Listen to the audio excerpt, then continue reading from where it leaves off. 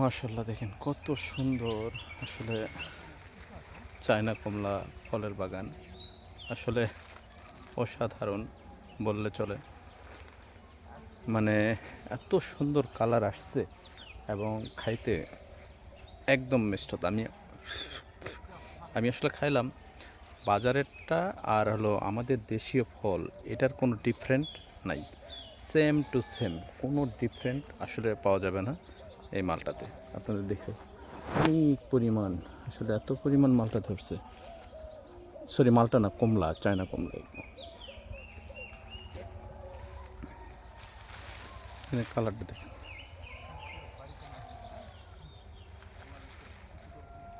চতুর্দিকে বাগান। এটা হচ্ছে আমাদের গ্রামেই আর কি, আমার এক চাচার গ্রামের ফলের বাগান। তো চাচার বাগানটা হচ্ছে এইটা। আর